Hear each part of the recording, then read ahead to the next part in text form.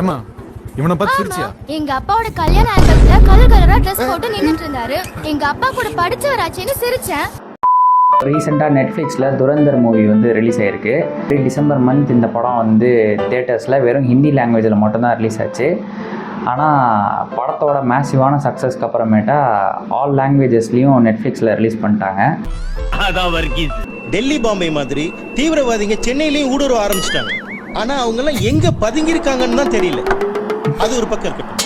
இப்போ இந்த அதுதான் ஆக்சுவலி இந்த மீம் மாதிரி தான் ஒரு ரியல் இன்சிடென்ட்ஸை பேஸ் பண்ணி ஒரு இந்தியன் ஸ்பை எனிமி கண்ட்ரிக்குள்ளே போயிட்டு லைக் ஒரு ஸ்பையாக அங்கே ஒரு எக்ஸ்ட்ரீமிஸ்டாக எப்படி க்ரியேட் ஆகிறாரு அப்படின்ற ஒரு ரியல் பேஸ்ட் இன்சிடென்ட்ஸை வச்சு ஒரு கதையாக ஆக்கப்பட்ட ஃபிலிம் தான் இந்த துரந்தர் மூவி. இது வந்து ஒரு 3.5 hours இந்த படத்தோட ரன்னிங் டைம். த்ரில் அண்டு ஒரு பயங்கர நியூ அட்டெம்ப்ட் ஆஃப் ஆக்ஷன் சீக்வன்ஸோட சூப்பராக இருக்கும் அந்த படம். இப்போது துரந்தர் ஃபஸ்ட் பார்ட்டை வந்து தியேட்டர்ஸில் மிஸ் பண்ணியிருந்தீங்கன்னா துரந்தர் த ரிவெஞ்ச் மூவியை வந்து தியேட்டர்ஸில் போயிட்டு எக்ஸ்பீரியன்ஸ் பண்ணுங்கள். நெக்ஸ்ட் வீடியோவில் சந்திப்போம். until then I'm signing off. Bye bye.